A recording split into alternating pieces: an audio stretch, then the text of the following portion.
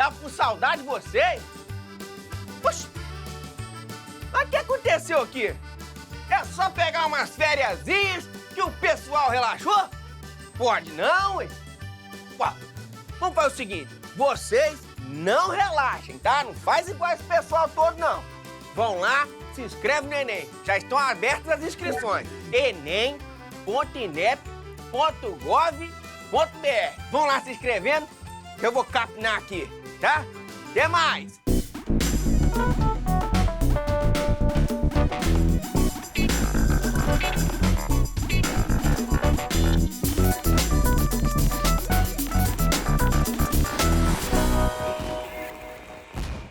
Hora do Enem no ar!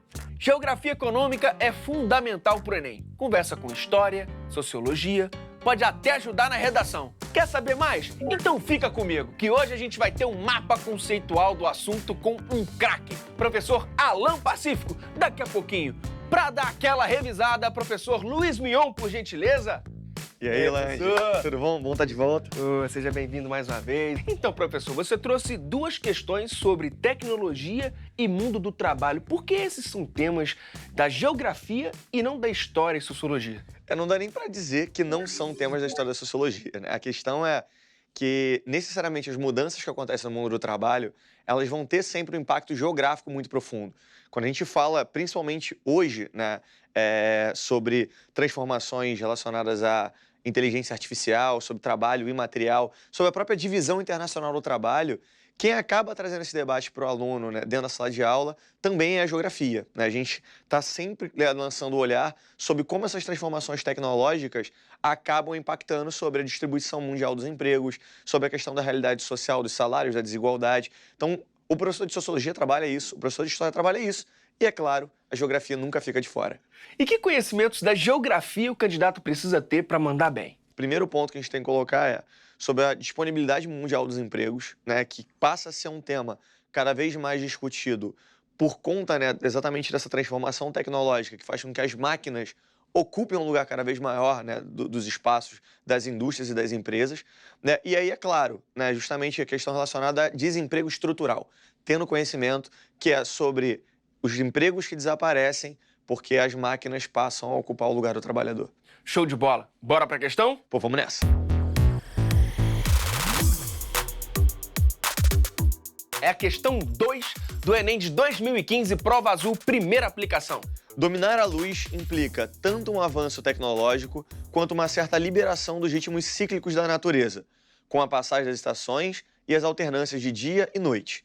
Com a iluminação noturna, a escuridão vai cedendo lugar à claridade, e a percepção temporal começa a se pautar pela marcação do relógio.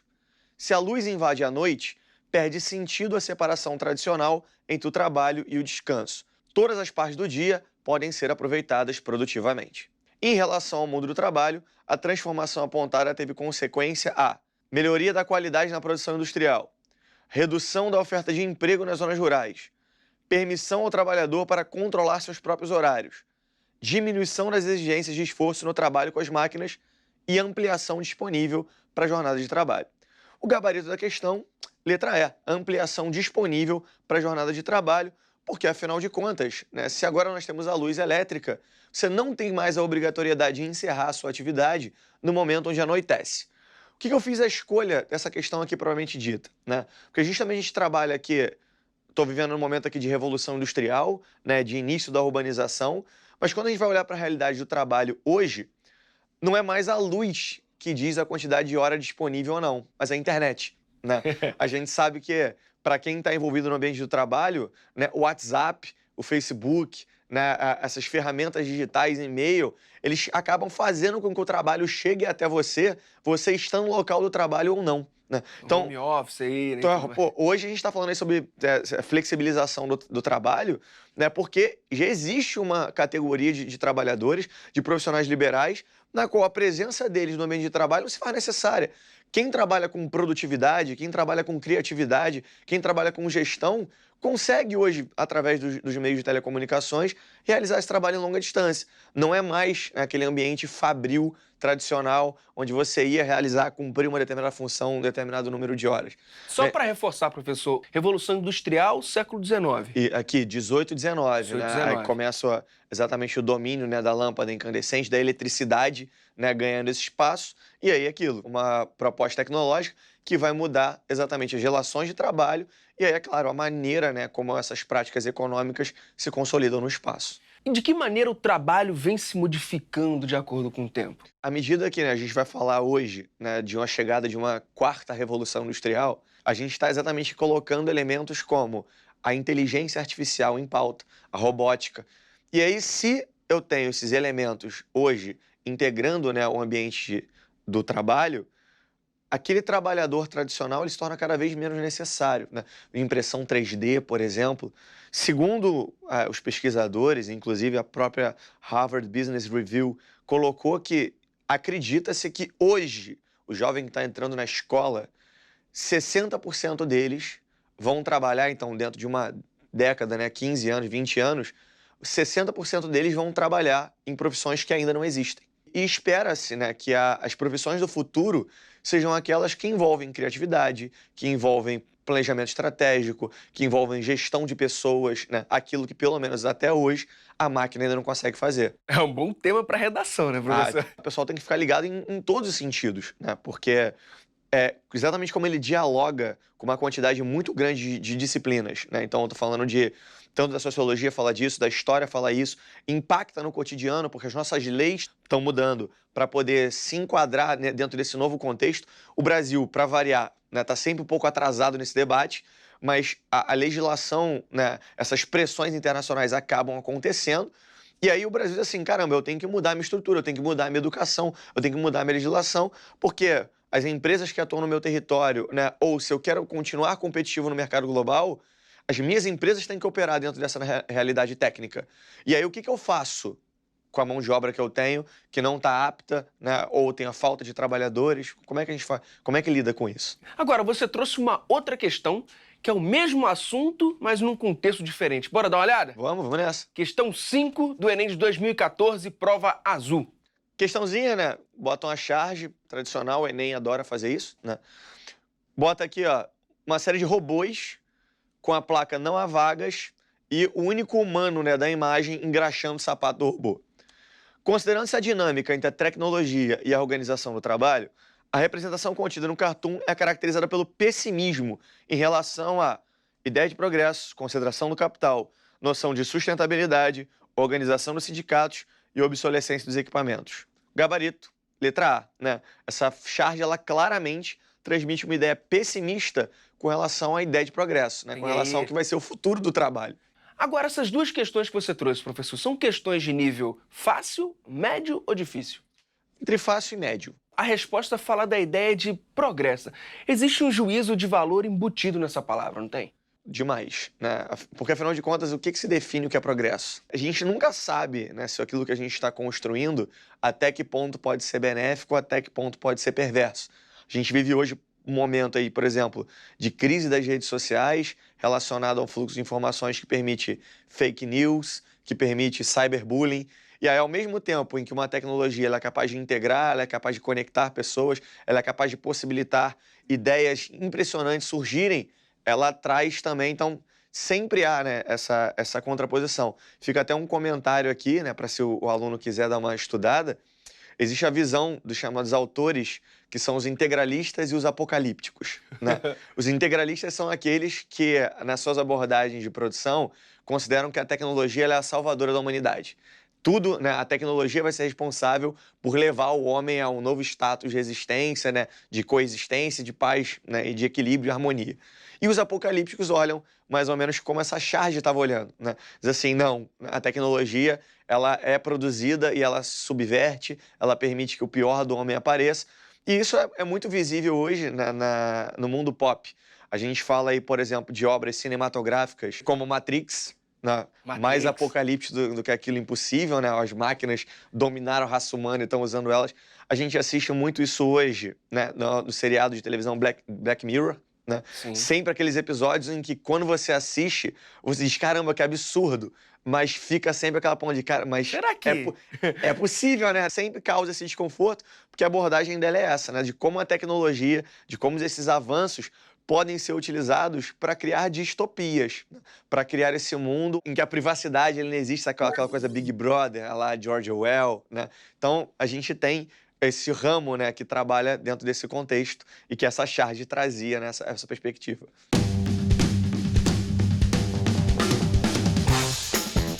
Como o Enem cobra o tema das duas questões dentro da realidade brasileira? Primeiro que você tem que ter em mente, o Brasil ele está atrasado, né?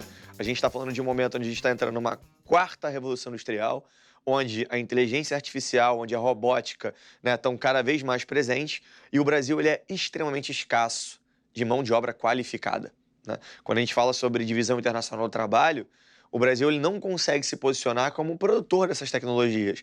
O Brasil sequer consegue ser receptáculo dessas empresas, dessas multinacionais, porque a gente não tem a quantidade de trabalhadores capazes, né, de se integrar dentro desse novo sistema, desses novos mecanismos de trabalho. Então, quando aparece na prova, a gente vai debater sobre desindustrialização, ou seja, as empresas que vão embora do Brasil ou não vêm para o Brasil, porque não encontram mais no cenário essa condição favorável para implementar essas novas relações. E aí, é claro, esse debate recai diretamente sobre que rumo o Brasil vai colocar para a sua educação, como ele vai formar seus jovens dentro desse novo contexto. Agora, para encerrar, professor, para quem gostou do assunto e quer saber um pouco mais, qual o conselho? Sugiro 3 filmes que ele pode assistir em sequência para ter uma visão progressiva dessa questão das formações de trabalho. Germinal, ele é um filme legal que ele mostra essa questão do início da industrialização na França e os movimentos de greve dos trabalhadores das minas de carvão francesas. O segundo deles é o Tempos Modernos, né? Que aí já é clássico, né? E aí o Chaplin já coloca a máquina dentro desse cenário, né? E questiona, né, do trabalhador dentro da lógica fordista do homem como extensão da máquina dessa lógica. E um outro filme que é ainda mais recente, chamado Ela, ou em inglês Her, né?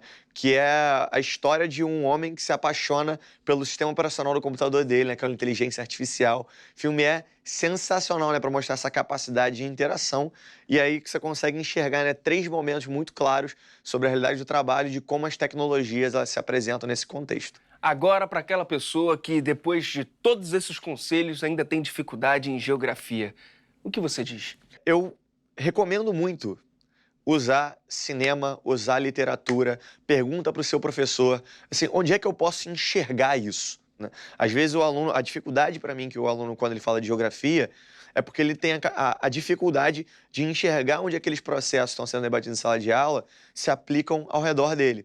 Pega dica de filme, pega dica de livro, de literatura mesmo, porque a melhor forma de aprender geografia é sem sentir que está estudando. Show de bola. Professor, muitíssimo obrigado pela ajuda. Agradeço sempre. Volte sempre. Tamo junto. Valeu, gente. Bons estudos. Valeu. Geografia econômica, conteúdo fundamental para o Enem. Até porque, convenhamos, pode influenciar até a redação. Então, bora fazer um raio-x do tema? Chega mais, professor Alan Pacífico. E aí, tudo bom? Tudo massa? Tranquilão. Por que geografia econômica é tão importante para o Enem? A geografia econômica, ela costuma estar em toda parte, né? A geografia econômica, ela está desde as relações entre os países, entre os estados, até no nosso bairro, nossa cidade, né? Numa venda que a gente vai, ou então quando a gente percebe que o preço está mais alto e tudo mais. Tudo isso é uma relação entre a geografia e a economia. Qual a diferença entre a geografia econômica e a geografia política?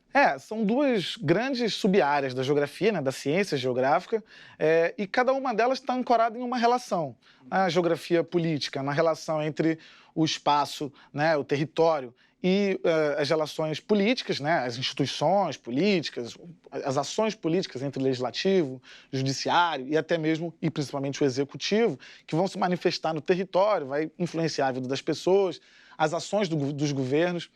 Já a geografia econômica, ela vai se estabelecer através de uma outra relação, que é a relação do espaço também, do território, com a economia. Por exemplo, quando a gente sabe que os recursos minerais, recursos energéticos, estão distribuídos no mundo de forma desigual, de forma não homogênea, ou seja, os rios não respeitam fronteiras, os rios e as reservas de petróleo, por exemplo, elas não vão entrar num lugar ou não em outro por causa de uma fronteira política que foi estabelecida muito depois. E isso acaba fazendo com que os estados, os países e até mesmo regiões e estados, unidades da federação, tenham que estabelecer relações uns com os outros, porque um tem recurso de mais que o outro tem de menos, e aí vai ter que envolver uma questão de importação, de exportação, uma troca comercial ou até mesmo uma parceria. Professor, para quem quer estudar, quer organizar os seus estudos, como ele divide a geografia econômica em eixos temáticos? Questões ambientais, né? A relação entre a geografia econômica e as questões ambientais é muito forte, porque a economia, e a gente pode levar em consideração aí que dentro da geografia econômica a gente pode falar sobre espaço agrário brasileiro também, e espaço industrial brasileiro. Desse modo, a gente percebe que tem uma série de ações econômicas, levando em consideração, por exemplo, as indústrias. Elas vão influenciar bastante no meio ambiente, seja pelo processo de exploração dos recursos ou até mesmo na produção de impactos ambientais. Então, assim, um eixo temático, que são as questões ambientais, se relacionam muito em como que a geografia econômica do Brasil está estruturada, está articulada. Quando a gente vai falar, por exemplo, da expansão da fronteira agrícola e dos impactos que isso pode provocar no campo brasileiro. Quando a gente fala dos impactos ambientais urbanos, como ilha de calor, a poluição atmosférica. Tudo isso, se a gente parar para pensar, tem a ver com os processos de industrialização que, por sua vez, estão dentro dos eixos temáticos que englobam a geografia econômica. Outros milhões de exemplos a gente poderia dar. Um deles é a interseção que a geografia econômica faz com as dinâmicas, as transformações no mundo do trabalho, né? Depois a gente vai até falar melhor ali sobre os modelos de produção, né? O Fordismo, o Toyotismo, como é que isso impacta na vida das pessoas, como é que isso faz também mudar algumas dinâmicas próprias da sociedade. Opa! Você falou em Fordismo, Toyotismo. Bora lá pro quadro. Vamos!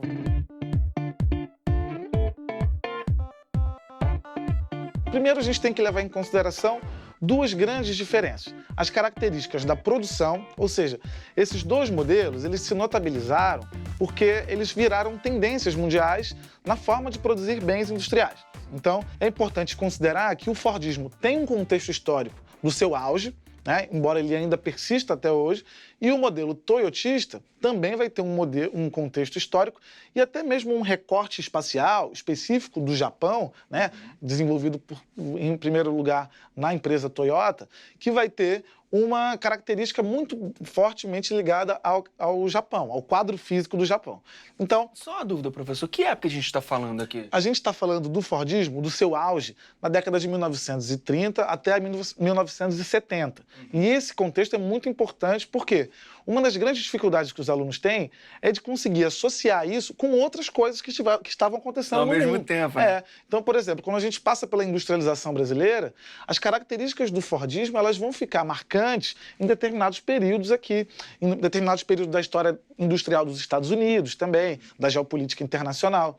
E o modelo toyotista, ele começa a virar uma tendência a partir da década de 70, beleza? Muito porque no Japão, dos 1970, o Japão está vivendo o seu milagre econômico, também tem a ver com a geografia econômica, mas o Japão, ele tem uma diferença em relação aos Estados Unidos, onde é o berço do Fordismo, que é muito importante do ponto de vista da geografia. Olha o tamanho dos Estados Unidos, né? Olha a quantidade de recursos que os Estados Unidos têm, né? E olha o tamanho do Japão. O Japão é um país muito menor e é um país que tem muito menos espaço, é um país imprensado entre as montanhas, né, e o mar, né, formado por ilhas. Então ele é um país que vai ter muito mais dificuldade de desenvolver um modelo com as características do Fordismo. Quando a gente fala da produção fordista, uma coisa que tem que vir muito forte à mente é a ideia do Ford de uma produção em massa, né? Então a ideia dele era produzir em grande quantidade, né? Essa é a ideia mais forte, e uma produção em série, ou seja, em sequência. Se a ideia era produzir em massa, também pressupunha uma ideia de estoques muito grandes, né? Uma coisa que o Japão nunca ia poder fazer, né? Porque ele tem uma carência de espaço e também uma carência de recursos. Sim. Né? Então, o modelo Toyota pós-1970 vai ser um modelo que não vai poder repetir essa questão. Então, ele vai ser a característica principal da produção toyotista será uma produção de acordo com a demanda, o chamado modelo just in time. Por quê? Primeiro, por causa do espaço, segundo, por causa dos recursos, né? Então, ele não poderia ter uma fábrica muito grande, um parque industrial muito grande, então a produção era mais limitada, né? E era importante fazer uma pesquisa para saber qual era o público-alvo, qual era o nicho de mercado que aquela produção industrial ia atingir. Sim. De modo que, no modelo toyotista, a busca é por um estoque mínimo ou por um estoque zero. E é interessante perceber que tanto o toyotismo quanto o fordismo acabaram se expandindo como tendências nos mais variados campos, para além da questão industrial. Tem empresas do setor de serviços que trabalham com um modelo toyotista e que não são necessariamente uma produção industrial. Sim. Algumas lógicas da produção toyotista acabaram entrando em outros setores. Mas um exemplo de um setor, professor, que tem usado o toyotismo. Vou dar um exemplo bastante comum no Brasil, a produção de chocolate. Sim. Né? Hoje você tem uma produção de chocolate no Brasil que ela não tem apenas um tipo de chocolate, especificamente. Sim. Você tem vários tipos de chocolate, cada um deles vai atender uma demanda específica de um determinado público-alvo. Então você pode gostar mais do chocolate com castanha e eu posso gostar mais do chocolate meio amargo. Quem produz o chocolate, ele vai ter que perceber, fazendo pesquisas de mercado, qual é o nicho que ele vai atender. Entendi, mas não pode confundir um pouco, tipo, é feito também em massa, em grandes quantidades e tudo mais. Uma das coisas que vai diferenciar nesse sentido é a ideia da pesquisa. Quando você tinha a produção fordista, não existia, por exemplo, uma pesquisa de mercado para saber qual era o nicho específico. Tipo, eu produzo isso, você vai consumir isso. Exatamente. Até porque os hábitos de consumo até os anos 70 eram muito diferentes do que começou a acontecer a partir da década de 70. Uhum. Hoje, você tem toda uma pesquisa científica que envolve áreas do marketing, que envolve áreas da publicidade, aplicada à produção, né? De modo que quem produz já saiba exatamente qual é o seu público, qual é o seu nicho. E a publicidade vai atender muito bem isso. Em relação às características do trabalho, isso vai ficar muito evidente. Por quê? O jovem que está fazendo a prova do Enem hoje, ele vai entrar no mercado de trabalho, que é muito mais esse aqui Sim. do que esse daqui. Embora características do trabalho fordista ainda permaneçam, mas hoje o mundo do trabalho basicamente reproduz algumas características do trabalho toyotista. Bom, qual é a característica básica do trabalho ou do trabalhador fordista? É um trabalhador alienado. Uhum. Bom, ele não tem a dimensão daquela produção que ele está fazendo, daquilo que ele está participando da produção, então ele acaba não sabendo muito bem todo o processo de produção. Ele sabe apenas cumprir uma tarefa. Por isso, ele também é chamado de trabalhador ultra especializado. Ultra especializado. E essa ideia de ultra especializado, a gente tem que ter cuidado, porque ela pode se confundir com a especialização que a gente conhece hoje. Sim. Então é um profissional especialista em tal coisa. Não, nesse caso aqui, o ultra especializado sugere que ele é um trabalhador que apenas cumpre uma função. Outra coisa importante que envolve o trabalho fordista é os sindicatos eram muito mais fortes, inclusive politicamente, nesse contexto aqui. O próprio fordismo vai acabar formando uma massa de trabalhadores que, muitas vezes insatisfeitos com as condições, se uniam, se mobilizavam em torno de um objetivo comum. Por isso, muitos direitos trabalhistas se consolidaram nesse período que eu falei para você, que compreende o momento do auge do fordismo. Atualmente, a exigência do mercado é de um trabalhador diferenciado, é de um trabalhador qualificado. Ele precisa ter uma formação técnica ou uma formação acadêmica, quanto mais melhor para a sua inserção no mercado de trabalho, vamos dizer assim, e ele também precisa ser cada vez mais um trabalhador multifuncional, que ele cumpra não apenas uma tarefa, mas que ele seja capaz de desenvolver múltiplas tarefas ao longo da sua jornada de trabalho. Essa exigência é muito grande e é um ponto muito importante quando a gente pensa na realidade brasileira. Por quê? A maior parte dos trabalhadores brasileiros, eles não têm uma qualificação profissional. Aliás, eles não têm uma alta qualificação profissional. Sim. Significa dizer que nós estamos com dificuldades de termos os trabalhadores, na maior parte do Brasil, com a exigência mínima para o novo mercado de trabalho. Isso é bastante relevante porque isso vai expor as nossas desigualdades sociais. Por exemplo, os grandes trabalhadores qualificados do Brasil, eles estão basicamente concentrados no Sudeste.